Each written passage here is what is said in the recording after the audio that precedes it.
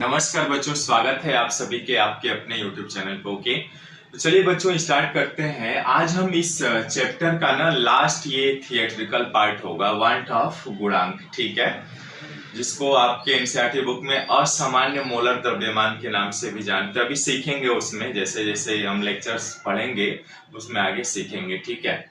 इसके बाद आपके जो एनसीईआरटी क्वेश्चन का क्वेश्चन आंसर है उसको हल करेंगे, फिर ये चैप्टर समाप्त हो जाएगा, ठीक है। वैसे थिएट्रिकल पार्ट में आज इसका लास्ट होगा, तो ये समाप्त हो जाएगा, ठीक है। क्वेश्चन आंसर बचेंगे, उसको भी प्रैक्टिस करेंगे जल्दी जल्दी, वो लाइव करेंगे हम लोग, ठीक है, लाइव में देखेंगे, ठीक है।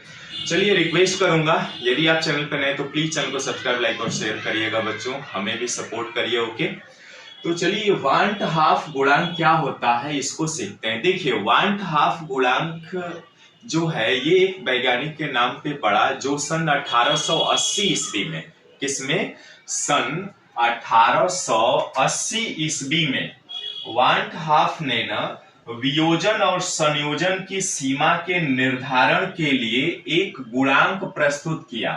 किसमें, सन 1880 ईस्वी में, ठीक है। ये वांट हाफ ने वियोजन और संयोजन के सीमा को निर्धारण करने के लिए एक गुणांक को प्रदर्शित किया, जिसे वांट हाफ गुणांक कहते हैं, जिसे आई से निरूपित करते हैं बच्चों। ये ध्यान रखिएगा, क्या हुआ, आई से निरूपित करते हैं, ठीक है। इसके प्रीवियस क्लासेज में हमने पढ़ा था क्या, कोलिगेटिव प्रॉपर्टीज पढ़ा था ना बच्चों, यानी अणुसंख्य गुणधर्म पढ़ा था हमने। ये ध्यान दीजिएगा, अणुसंख्य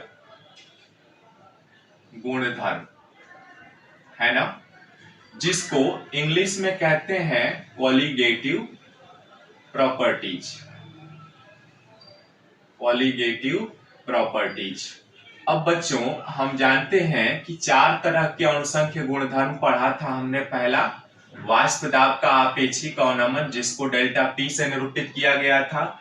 दूसरा क्या पढ़ा था हमने बच्चों, वाष्प दाब का आपेक्षिक अवनमन हो गया। उसके बाद हमने पढ़ा था वाष्प दाब में अवनमन, डेल्टा टीबी।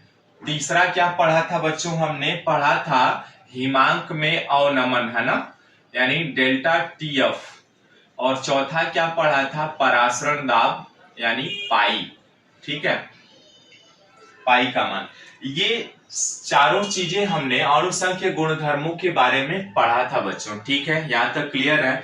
और चूंकि हम जानते हैं कि अणुसंख्य गुणधर्म जो है यह केवल उस बिलियन में उपस्थित अणुओं की संख्या पर निर्भर करता है। केवल और केवल किस पर निर्भर करता है बच्चों, अणुओं की संख्या पर निर्भर करता है। अणुओं की संख्या, ओनली अणुओं की संख्या पर निर्भर करता है, एक चीज ध्यान रखिएगा, ठीक है। यदि आपने मान लिया NaCl लिया, NaCl या LiCl कुछ भी लीजिए, तो इनके उससे इस पर बात पर निर्भर नहीं करेगा कि ये LiCl है कि NaCl है, ये कौन है इस पर निर्भर नहीं करता है।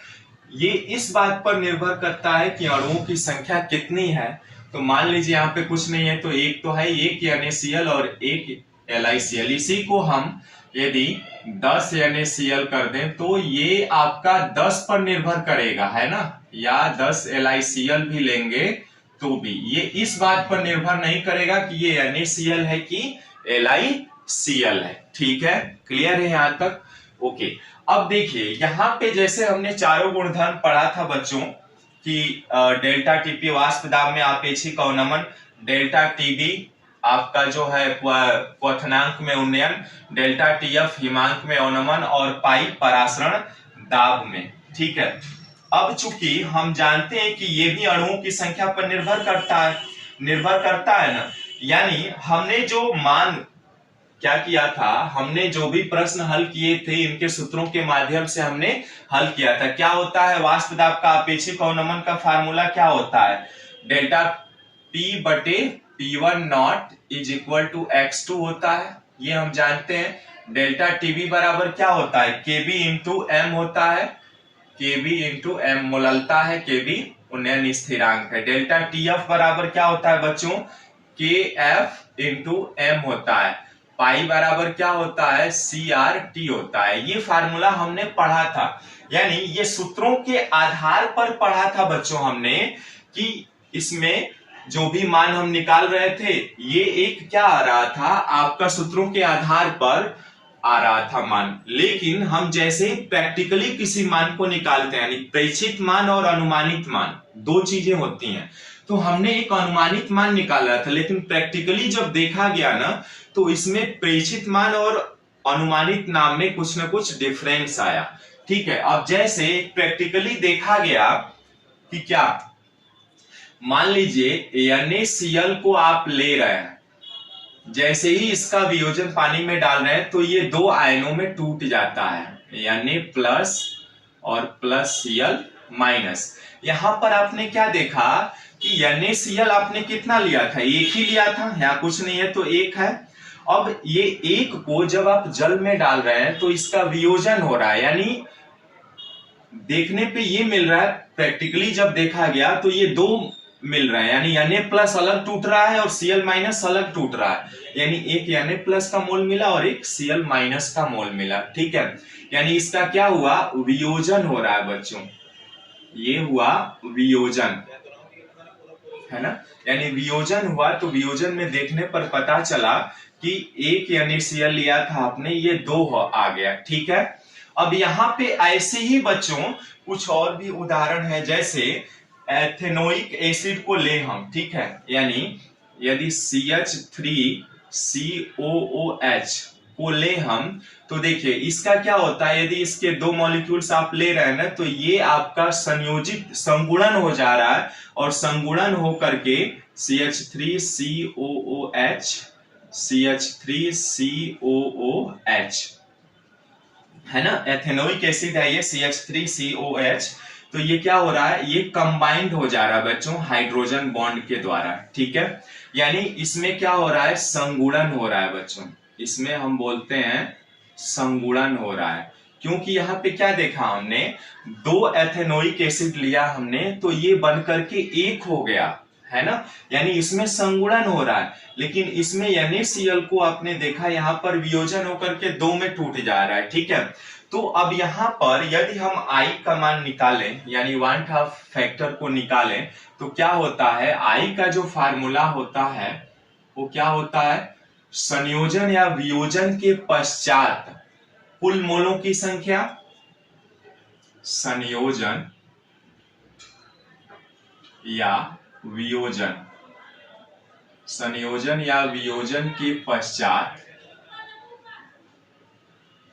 कुल मोल, है ना, कुल मोलों की संख्या बटे संयोजन या वियोजन,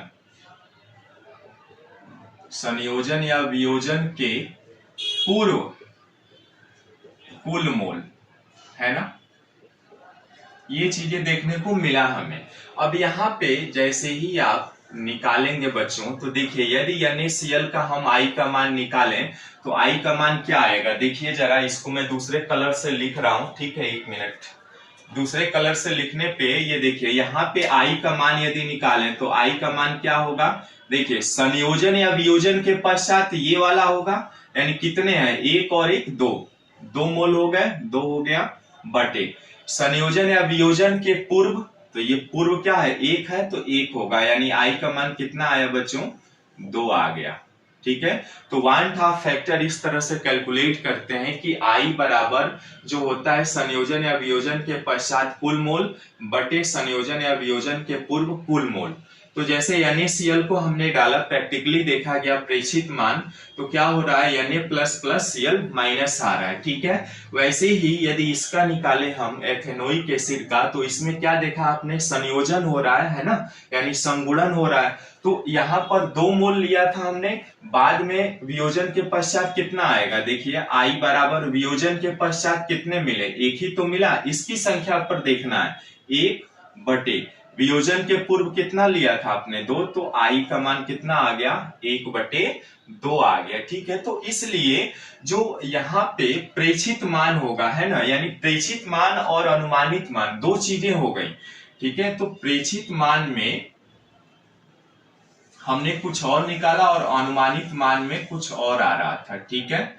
अब यहाँ पे कुछ चीजें ऐसी हैं कि जब देखिए वियोजन हो रहा है तो आई का मान क्या है, 2 आ रहा है, लेकिन यहाँ पर संयोजन हो रहा है तो आई का मान 1/2 आ रहा है, ठीक है। समझ में आया यहाँ तक? ओके, तो ऐसे ही आपको निकालने हैं। अब चूंकि यहाँ पे फार्मूला जैसे ही अब प्रैक्टिकली देखा गया तो अलग अलग आया नहीं यहाँ पे, तो अब हमें प्रश्न उठता है कि इन फार्मूलों का यूज कैसे करें, यानी इस फार्मूले को जो हमें अनुमानित मान के द्वारा निकाला था उसको 1/2 से कनेक्ट कैसे करें। तो सिंपल कुछ नहीं करना है, आपको आई से मल्टीप्लाई करा दीजिए यहाँ पे, तो ये सारा आ जाएगा आपका, ठीक है।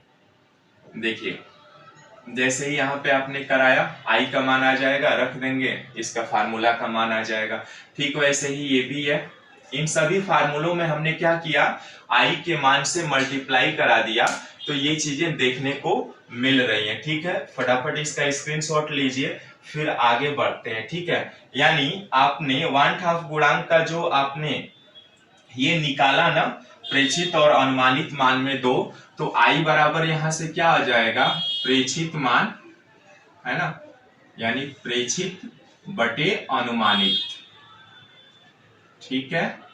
यानी जो हम लोग फार्मूला से हल कर रहे थे तो उसका मान इस तरह से आएगा, ठीक है। इसको लिख लीजिए, फिर आगे बढ़ते हैं और आगे बढ़ करके हम कुछ चीजें और भी निकालते हैं, ठीक है। 1/2 को हम निम्न रूपों से भी लिख सकते हैं, इसका स्क्रीनशॉट ले लीजिए, फिर आगे बढ़ते हैं। जैसे ही यहाँ पर इतना लिखा आपने ना बच्चों, अब देखिए एक चीज यहाँ पे हमने क्या देखा कि यहाँ पर एक एग्जांपल लिया जो क्या हो रहा है, वियोजन हो रहा है, दूसरे में क्या हुआ, संयोजन हुआ यानी संगुणन हुआ।